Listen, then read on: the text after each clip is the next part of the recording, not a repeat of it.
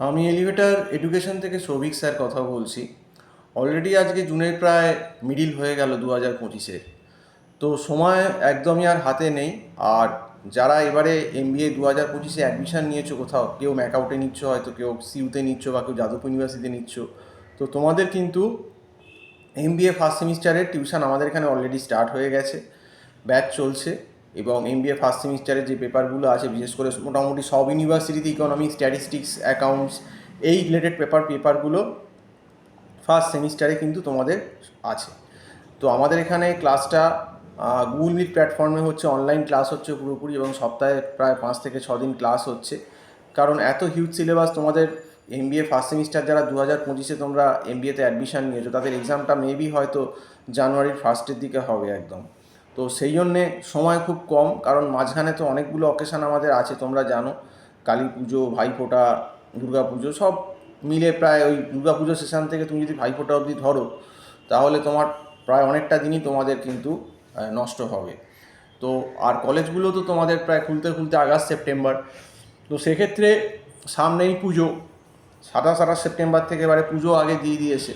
তো সেক্ষেত্রে কিন্তু সিলেবাসটা কিন্তু এখন থেকে পড়েই যতটা পারা যায় 70%, 75% করে রাখতে হবে। নইলে কিন্তু এই বিশেষ করে ইকোনমিক্স এবং স্ট্যাটে কিন্তু প্রত্যেক বছর, এটা কিন্তু প্রত্যেকটা ইউনিভার্সিটির ট্রেন্ড, যে স্ট্যাট আর ইকোনমিক্সে কিন্তু ছেলেমেয়েরা সব থেকে বেশি ফেল করছে। এটা কিন্তু কোনো ভয় দেখানোর ব্যাপার না, এটা কিন্তু একটা প্র্যাকটিক্যাল ট্রেন্ড, এটা কিন্তু বহু বছর ধরেই হয়ে আসছে। কারণ যারা আর্টস থেকে আসছে, যাদের একদমই কিছু জানে না, ইকোনমিক্স বলো, স্ট্যাট বলো, অ্যাকাউন্টস বলো, তাদের পক্ষে কিন্তু এই কলেজ খুললে আগস্ট সেপ্টেম্বর থেকে ওই 3 মাস, 3.5 মাস, 4 মাস সময় কোপ আপ করা কিন্তু খুব মুশকিল নিজেদের একার পক্ষে। কাজেই আমরা কি করি না, আমরা শর্ট আউট করে নোটটাকে অনেক ছোট করে বুঝিয়ে যতটা পারি সিলেবাসটাকে ইকোনমিক্সের এবং স্ট্যাটের কভার করে দিই। এবং এই ইকোনমিক্সের ভেতরেও কিন্তু মাইক্রো আর ম্যাক্রো ইকোনমিক্স এখন দুটো ঢুকিয়ে দিয়েছে। দেখতে লাগে ইকোনমিক্সের একটা পেপার, কিন্তু মাইক্রো ইকোনমিক্স, ম্যাক্রো ইকোনমিক্স 200 নম্বরের পেপারের মতো। এবং এই মাইক্রো ম্যাক্রোর ভেতর ক্যালকুলাস অ্যাপ্লিকেশান, গ্রাফ, ডেরিভেশান, এগুলো কিন্তু জানতে হবে, শিখতে হবে। নইলে কিন্তু ইকোনমিক্স যে লেভেলে MBAতে আছে তোমরা কিন্তু করতে পারবে না। এবং স্ট্যাটের ক্ষেত্রেও প্রবাবিলিটির পার্টটা, যেটা স্ট্যাট 1, স্ট্যাট 2 ঢুকিয়ে দিয়েছে, স্ট্যাটিস্টিক্স 2তে যে প্রবাবিলিটির পার্টটা আছে, প্রবাবিলিটি, বাইনোমিয়াল, পয়জো, নর্মাল ডিস্ট্রিবিউশন, এই পার্টটা কিন্তু, এবং হাইপোথিসিসের প্রায় 10টা কেস এবং অ্যানোভা, এই পার্টটা ইজ দ্য মোস্ট ডিফিকাল্ট। এবং এটা একটা হিউজ সিলেবাস, এবং এটা চট করে এগোনো যায় না, কারণ এটা এমন যে কনসেপ্ট মানে নিতে পারলে স্টুডেন্ট তবেই আমরা কিন্তু এগোই, আদারওয়াইজ কিন্তু সে গিয়ে আর কোনো কিছু বুঝতে পারবে না।